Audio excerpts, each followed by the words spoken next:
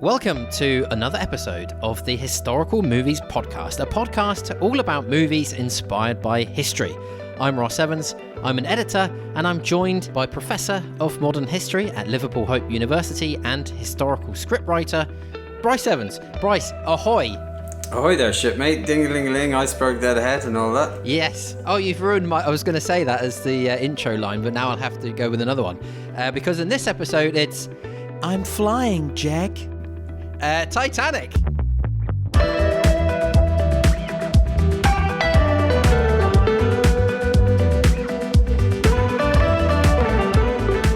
So, The Behemoth, directed by James Cameron. Titanic by name, Titanic by nature.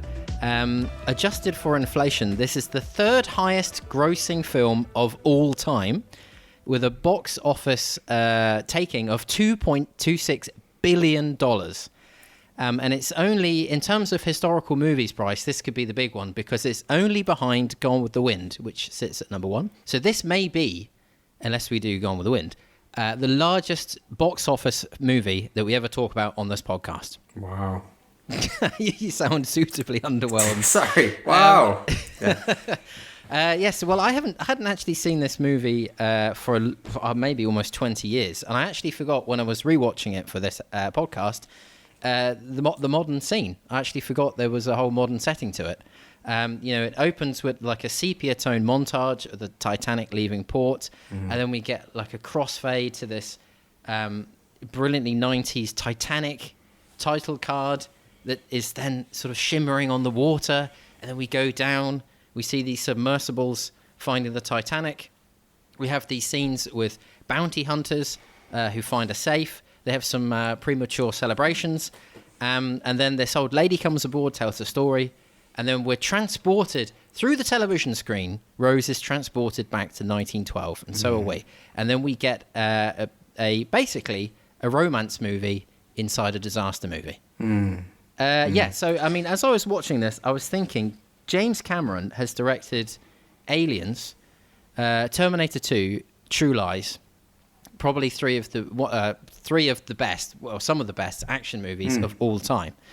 And I was thinking, when this came out in 97, I remember that the hype for this was everywhere. I think it spent 15 weeks at the box office. And before it came out, there was a lot of negative press regarding the ballooning budgets and on-set bust-ups, and the fact that I think the critics were kind of lukewarm when it was in the just before it was released. I don't think the critical reviews were that good, but they were okay. I shouldn't say they're that good. They were sort of middling.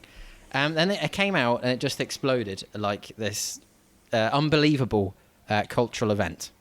And I've got to say, as a disaster movie, it probably functions better than as a romance movie. But that's what we're going to get from James Cameron. So, Bryce, how did you find... did you rewatch it? Is it the first time you've seen it, or did you rewatch Titanic? I've seen Titanic many, many times. I always find it curious and somewhat affected, actually, when people say, I've never seen Titanic. And I'd like to address it on those terms. You just called it a cultural event.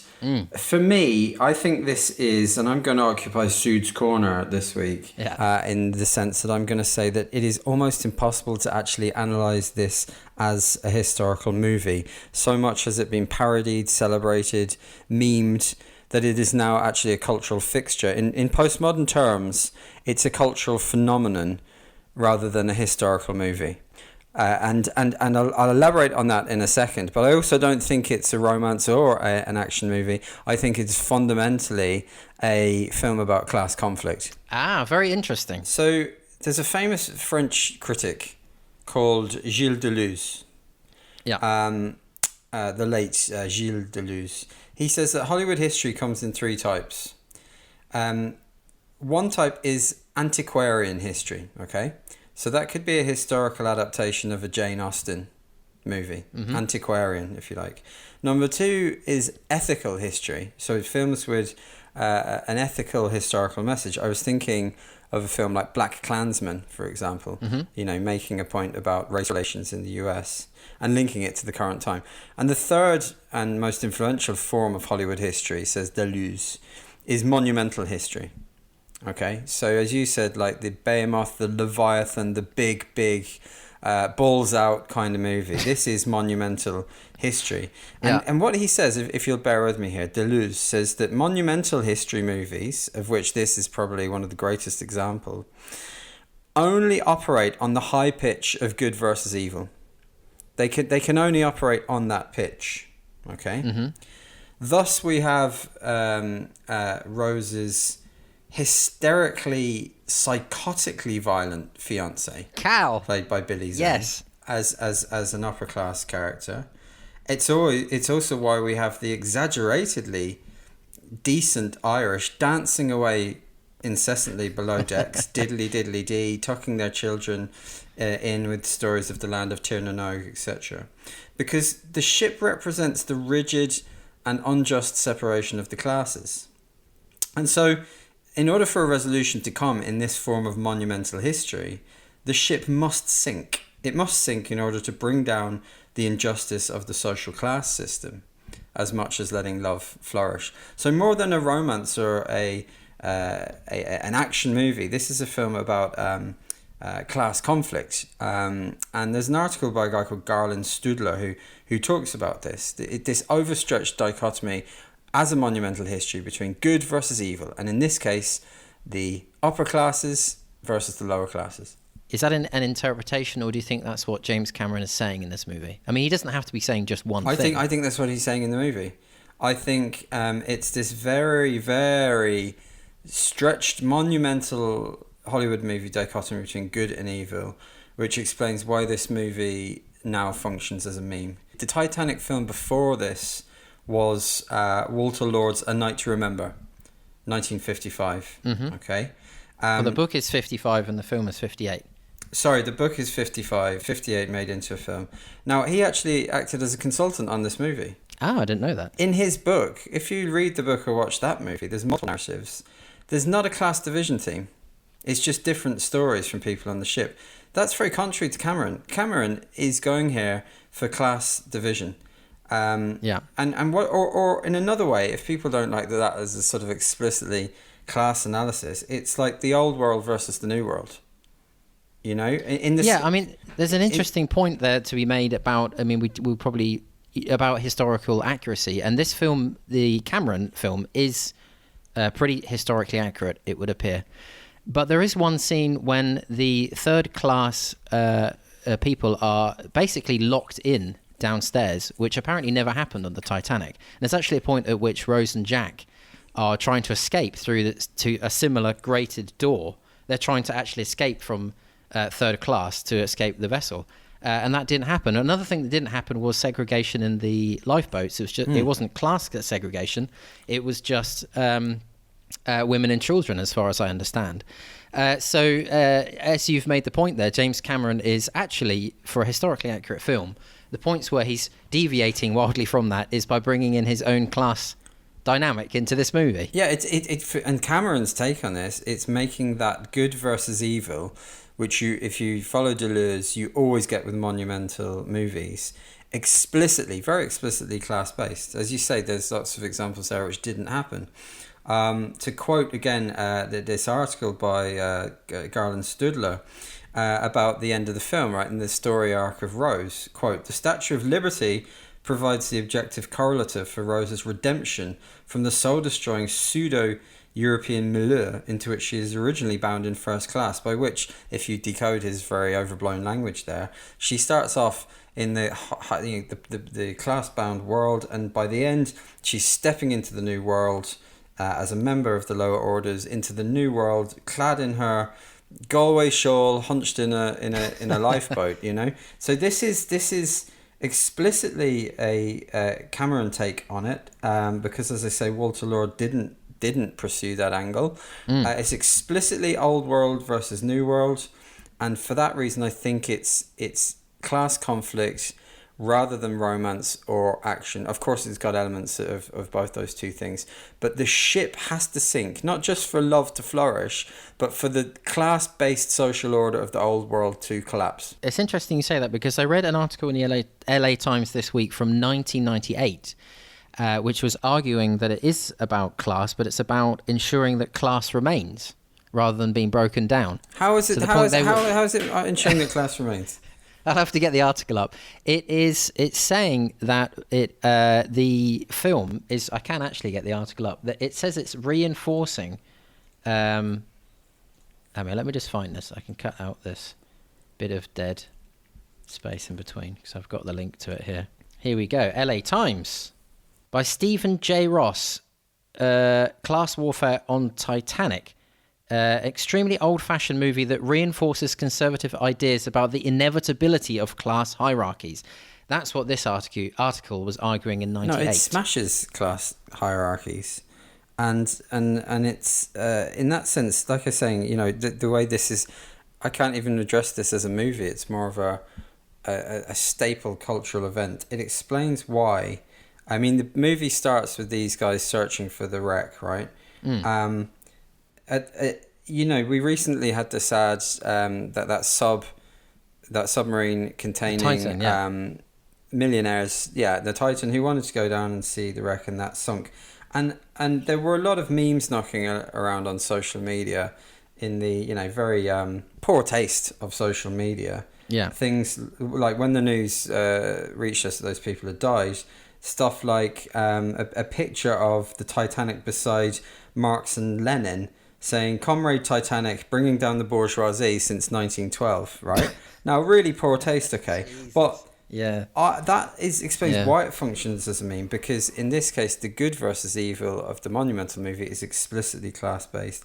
And that is meant in jest, but it shows the power of Cameron's movie as a class movie which explodes those class divisions. It doesn't reinforce them.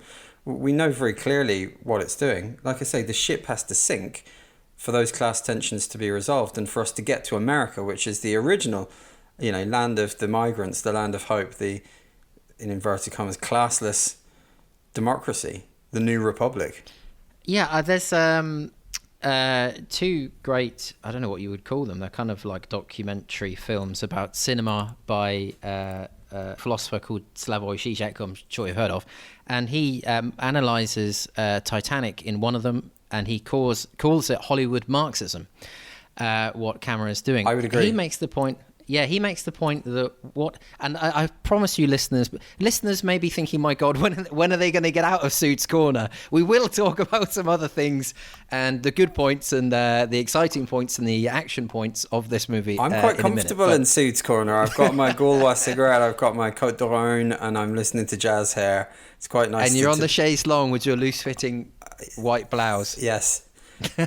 Anyway, he says that basically the story is a very conservative narrative where the upper class Rose needs to reinvigorate her joie de vivre, her life energy, by almost consuming the working class, the Jack character, the Leonardo DiCaprio character.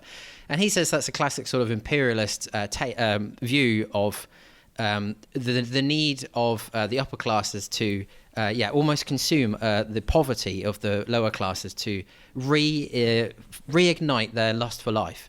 So that's the point that he makes. But basically what we're saying is a lot of this the intellectual thinking about this film is based on class. Yeah, and look, that's one take on it. My take on it would be the New World Republican migrant-based democracy of the New World smashes the horrid class-bound aristocracy of the British Empire. You know, I think all these things are equally valid because, like I say before, I think it's a movie about class conflict rather than a conventional romance or a conventional action movie. Yeah, or disaster movie, maybe we should say. Yeah. Well, that brings me on to one of my points. Well, actually, should we talk about the history first? Because, I mean, I don't know about you, but when I was researching this podcast, the amount of rabbit holes I went down reading about this person, this customer, this first-class passenger, this third-class guy, blah, blah, blah, all this stuff was just almost overwhelming. So as people listening will probably know, the Titanic sank on the 14th of April, the night of the 14th of April, 1912. And of the roughly 2,200 people aboard, 1,500 died. giving a 32% survival rate. Hit an iceberg at 11:40 at night, and it took 2 hours and 40 minutes to sink. It took the crew 47 minutes to work out that she was sinking. So my point about the history of this would be, Bryce, I don't know if you also want to talk about the history, is the thing that one of the main reasons why I think this became a cultural phenomenon is because Titanic and the history and the story and the film has something for everyone. You can put onto this history and this film what you want. I'll give you an example. Some people, for example, like to talk about the class issue. Some people think about the romance. Some people went to watch this movie because Leonardo DiCaprio is incredibly handsome, me included. And other people came because they wanted a disaster movie. Other people came because they were fascinated by the nostalgia of Titanic. And I think this is a very film that is based very heavily in memory and nostalgia. Yeah, and in the same vein, it is... how could you put this? Right, it's, again, wanting to occupy Sude's corner here. Late 90s movie. Late 90s, still the era pre-9/11, where just about we still have the notion of the United States of America as a global progressive force. It's very, stuff that's being churned out in the 90s at a similar time. It's stuff like The West Wing. It's still the notion of America leading the progressive rule-based world order and still representing that upbeat hope of the new world versus the class division and internecine turmoil of the old world. So I think because it comes out in 97, like say, a pre-9/11 movie, it's one of the last great upbeat American movies in a way. What struck me watching this movie is that it's a movie that focuses heavily on how intoxicating memory can be. I mean, there's an argument to be made that Rose, like Jack, didn't even exist, or at least he was, extremely ugly, and they just had a quickie in up against the wall or something. That this is just a fabrication of Rose's, memory, and that she's remembering back to a time and a place, and all of the glamour and the glitz of the Titanic, that probably wasn't, that is perhaps not true. In the movie, she comes aboard the treasure hunters, the wonderful Bill Paxton's ship with her photographs. If you remember, her daughter says, "Oh yeah, she brings the photographs everywhere." At the end of the movie, we get where she's dying. We get images of all these photographs, and then we go into the water. Dying? Is she dying, the granny? Yeah, I think she dies at the end of the movie because there's a photograph montage. Then we go into the sea. Oh yeah. We arrive at the wreck of the Titanic, and then we go back in time. All of the people. And if you notice in that scene, when everyone's clapping, that's all the dead people. None of the people that survive are in that scene. Only the people that die. Nostalgia. And then then she goes back to this world, submersed beneath the ocean. But I just want to come back to this point because I think there's more to this movie, a lot more to this movie than just class stuff. For example, there's something about those images of the prow of the ship coming out of the depths, 3,800 meters deep, that like a ghost ship. There's something about this. The wreck wasn't found until 1985, I think. There's something about the. It's not so long ago that we kind of don't remember, but it's long enough ago that it's kind of ephemeral. We have pictures of the people that have survived. But there's no like TikTok videos of the catastrophe unfolding. So it occupies this weird space and time between, just the right time where that kind of golden nostalgia can be quite pungent, if you know what I mean.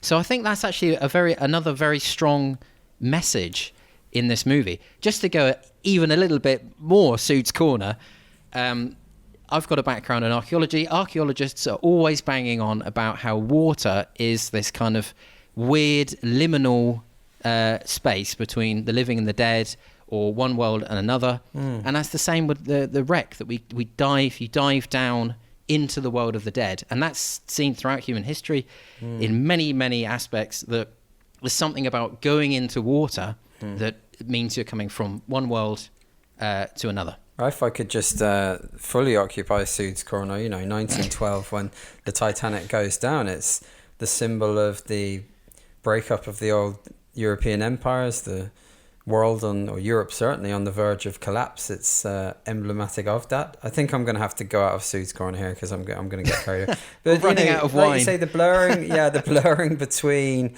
reality, nostalgia, fiction is really interesting. You're right. A lot of people, carry out pilgrimages to Jack's grave in Nova Scotia.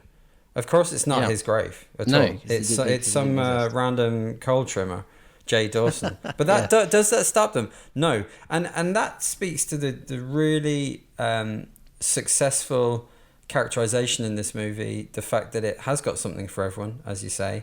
The fact that it's actually, for all the fact that people like to hate it, it's a great movie.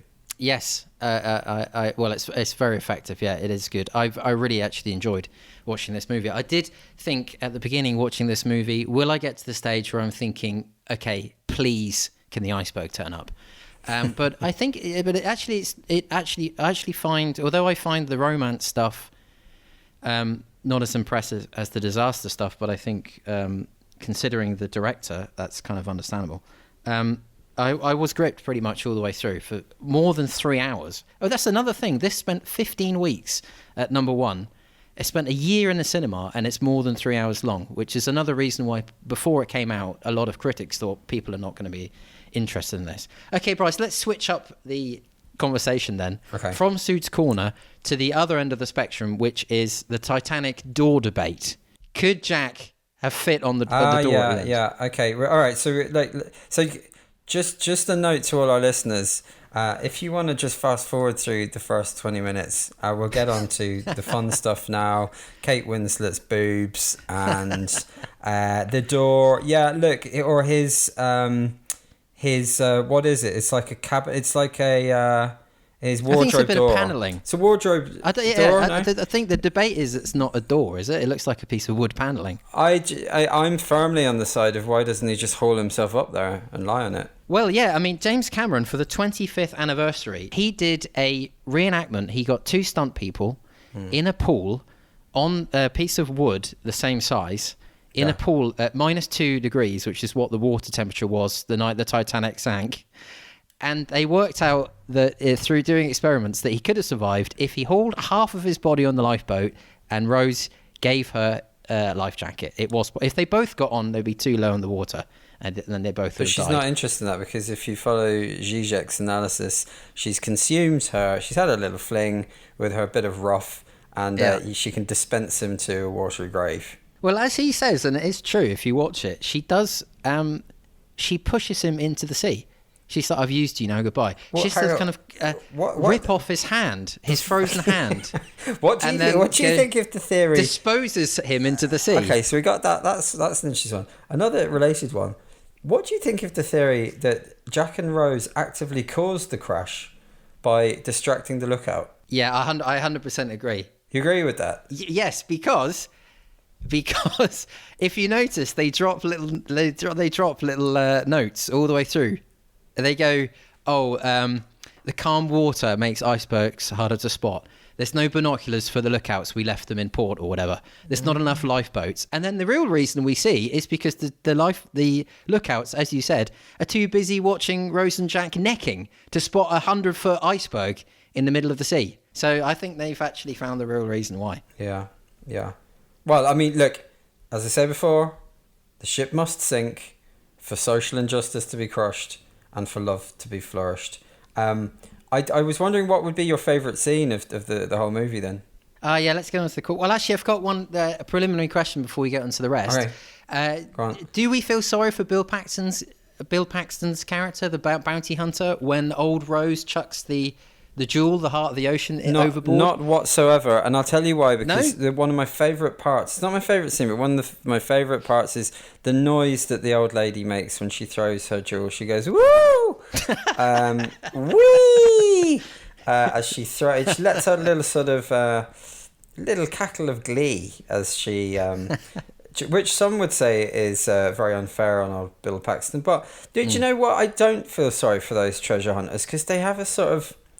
I don't know, they've sort of got this like surfer, crusty kind of cool dude vibe to them, and it's just out of kilter with the rigid Edwardian class system. And what would some of the hysterically violent and horrible Edwardians depicted in the movie think of Bill Paxton? They'd probably tell him to get a haircut and to get a wash.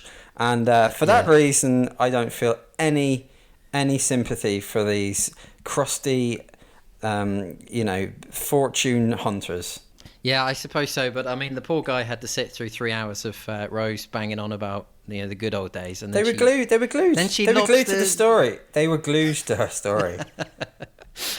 Okay, and I've got another bonus question for you, Bryce. What was your favourite ham-fisted portrayal of the working class? Was it the gambling scene at the beginning with Jack, Fabrizio, Olaf, and Sven when they win the tickets, or was it the third-class booze-filled hoolie when there's beer all over the place, they're playing a couple of jigs and reels, and Rose discovers that life can actually be fun? Diddly doodly doodly do. You didn't include the scene where the Irish mammy is tucking her children to their watery grave, to the land of Tirnanog, the land of eternal youth. No, my favourite ham-fisted depiction of, shall we call them old world proles, of the peasants, is the very sad and ill-fated and overblown Italian caricature of Fabrizio. I go to America. Fabrizio go to America. An Italian peasant stereotype so gratuitously overblown that it's worthy of a Don Mio Pasto advert, perhaps, or Godfather 2, or maybe a Verdi opera. And I'll get on to my favourite scene actually involves Fabrizio. So okay. I mean, that's when the depiction of the kind of the old world rustic of the working class is at its peak. I think is when we see Fabrizio.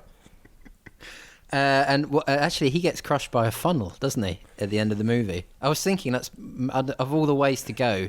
The one scene that I remember vividly from watching this from when the first time I saw it, basically, a child, is the guy that hits the propeller falling off the ship. That's the only part of this film which I remembered, like, frame for frame. Better way to go than freezing to death, perhaps, in the mid-Atlantic. Yeah. Right, so what was your favourite scene then, Bryce? What was your Fabrizio favourite scene? Well, I was thinking of my favourite scene here. Again, in the theme of class struggle, when they're struggling neck deep in water to get above decks, and the crushing injustice of the perfidious English crew locking the gates.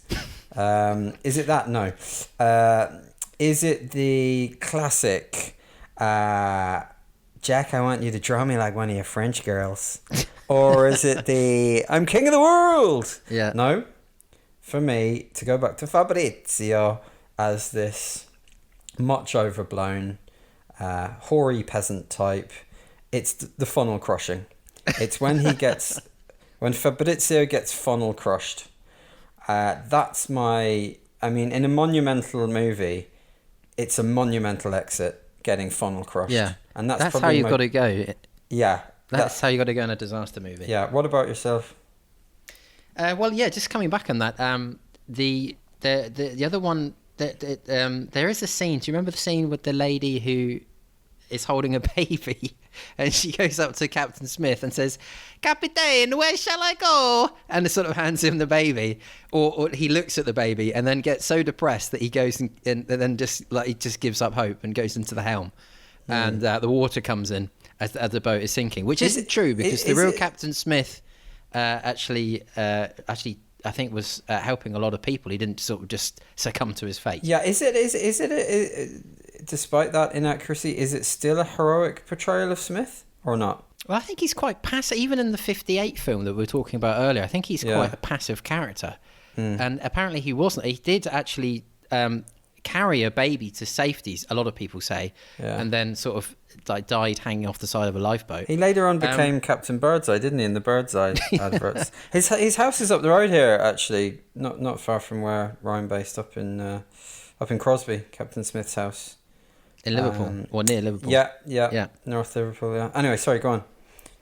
But you pointed out that this is a great quote movie. The greatest scenes are adjoining greatest quotes. King of the World, I'm flying, Jack, and the French girls. Well, I propose iceberg right ahead. And that is my favourite scene because I think James Cameron, for the next 20 minutes, 25 minutes of this film, is in his element. The pacing is brilliant. The ramping up of tension is fantastic. When it kicks into a disaster movie, it's fantastically well made. So that's my favourite bit, when they hit the iceberg and they're trying to avoid it. Next category. Next question. What was your favourite performance or character? Fabrizio. Fabrizio is going to be my answer to all of these. He's just, he embodies. Again, like I say, he embodies the old world for me. Or Billy Zane's the manic malevolence of Billy Zane is quite funny in this as well. And do you know how we know he's an arsehole in this movie? He says such a baddie. He says, Picasso, he won't amount to a thing. Yeah, do you know, I look, we've raised this before on the pod. I'm not a fan of that, James Cameron, if you're listening. These knowing nods to, eventualities like that. Huh, look at this rubbish. No. Just no. I'm very much against that in historical movies. Anyway. It's a tough question, actually. I might even go for him because he's completely over the top. A completely over the top baddie. And it was quite funny. I laughed out loud when Rose, she mentions that, she said, I wrote it down, the Wall Street crash killed him off. She said, he put a pistol in his mouth that year, or so I read, and I just could hear the words, and needless to say, I had the last laugh come out of her mouth. But no, I think I will go for Cal and his eyeliner. I don't know why he's wearing so much eyeliner in this movie, but I think he is actually my favourite character, the villain. He's just using a child to get onto a lifeboat. He's just, the element of evil. So, and a shout out to a young Johan Griffith, who I forgot was in this movie, saying, "Can anyone hear me?" Yeah, Captain Hornblower fame. Fantastic. Use of flashlights in the search. Sorry to preempt Pedant's Corner here. The use of flashlights in the search? No. Not they historically only accurate. Came into wide use in the following decades. Okay. Which historical figure from the movie should do the DVD commentary? That's a good question. I don't have an answer to this one.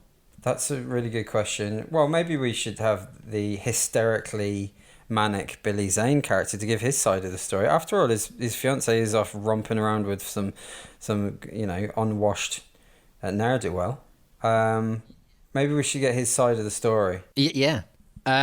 What's the best companion film to watch with this one? I think we touched on A Night to Remember from 1958. I think it's supposed to be even more accurate than this. For example, the designer of the ship, Andrews is his name, he says the fantastically cheesy line, "I'm sorry I couldn't build you a stronger ship, young Rose." In the 58 version, he's as he really did. He was spent his time not looking at a painting. He was chucking deck chairs to try and help people, afloat. Yeah, we should also, in terms of accuracy, I think it's worth an honourable mention of First Officer William Murdoch, who doesn't just decide he can't cope and then shoot himself in the head. Did apparently save a lot of lives, rather than just saying, "I'll sod it, I'm gonna stick a bullet in my brain." So, but I mean, we're into Pedant's Corner now, and if ever there was a film for the what we affectionately call maritime historians, the rivet counters. Yes. It's probably this one, but that's all I've got in terms of my pedantic points. Actually, just coming back briefly, I think the Poseidon Adventure, which is also about an ocean liner which capsizes, a 70s movie. Sharknado? That's also a good one. Sharknado, maybe? Yeah, but Sharknado's on land, isn't it? Oh, I thought it was at sea. No. I don't know. I think Hang on, Speed 2 cruise control. Yeah, I'd never seen it because it's but yeah, it could be. What's going in our Hall of Fame, Bryce? For me, it has to be Jack's wardrobe door. Ah, a good one. There's just no other contender for me because of the long-running and ongoing debate about the physics of him surviving. Yeah. Well, that's interesting because I was going to make the point in this section that a lot of this stuff, like the actual violin played by Wallace Hartley, was recovered and was sold at auction for almost £1 million. And there's a lot of memorabilia that has been auctioned, including, and not just from the Titanic, but from the film, because the wooden door that you're talking about was sold for $719,000. Wow. In an auction. But that would be quite, at the end of a dinner party to bring out, if you want to impress your guests. The door. Or if you were like, all right, come down to my garage, and you had Or my pool. Yeah, or I was just thinking the car in which you have the sex scene with its misty window with the sweaty palms slapping on the glass. That would be quite impressive if you were able to show people that you'd bought. I mean, that must have gone for a princely song, surely. Song. Yeah. Marks out of 10. I'm thinking of just a bit of housekeeping. I'm thinking maybe we scrap marks out of 10 because it's so reductionist. What do you think? Well, we've done it so much. Why don't we just include it, but just keep making the point that it's reductive? Yes. No one will find that annoying. No one will find that annoying. No. I gave it an 8. What did you give it? I gave it an 8, actually. Yeah. I enjoyed it. It's a good, to go back to Deleuze, it's a good monumental Hollywood history. What would happen in the sequel if there was one? Well, I can tell you because they've made Titanic 2. It does exist. You're kidding. It's set in the modern day. It's got 1.7 out of 10 on IMDb, which is the lowest I've ever seen. It's set in the modern day. I believe they've rebuilt not the Titanic, but a similarly old cruise ship, which then sinks. I haven't seen it. They missed a trick there, though. They should have called it Titanic. I think. Very good. Well, we spent most of this podcast in Sood's Corner, but have you got any quotes or anything for that? Look, I thought we'd exhausted Sood's Corner, but then the Cornucopia, the gift that keeps on going, which is Guardian Film Reviews, I came across one by Zan Brooks. That's Zan Brooks, okay? And I quote, "So, okay, Titanic is not the Beatles. It runs wide but not deep, and has left virtually no cultural footprint. But nor is Titanic Madrid, because there is never any danger of us becoming interestingly lost and discovering side streets or subtexts that the other tourists have missed. If anything," and you'll like this, being a resident of Germany, "if anything, Titanic is Essen, a city in the industrial heartland of Germany which, inasmuch as I've ever thought about it at all, turns out to be pretty much as one would expect it to be, functional and entirely built for purpose." So there you go. I'm going to repeat his name, Zan Brooks. Let's look at the mixed metaphors there. It's not the Beatles, but neither is it Madrid. I'm sorry, what? It's gratuitous insult to Essen there. Any Essen people listening? Any Rot-Weiss Essen fans listening? Or indeed lovers of the English language whom Zan Brooks has denigrated, who want to troll him remorselessly. His Twitter handle is @ZanBrooks, and that's with an X. But I just think that's a really good example of Sood's Corner from The Guardian there. It's not the Beatles, it's not Madrid, Titanic is Essen. I think that's unbeatable. I was in Essen a few months ago. It's not very far from was where I live. Was it like the Titanic? No. Well, I suppose you could make a joke that nothing's really progressed since 1912 in Essen either. But no, it's not like Titanic in any regard.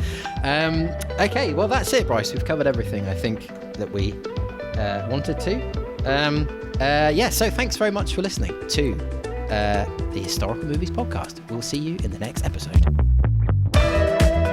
That's it for this episode of the Historical Movies Podcast. Don't forget to leave us a review on your chosen podcast platform. Spotify and Apple Podcasts make a huge difference to the algorithm. Thanks very much for listening. We're taking a break for the festive period now, and we'll be back in the new year. So have a great holiday season, watch lots of historical movies, and we'll see you next year.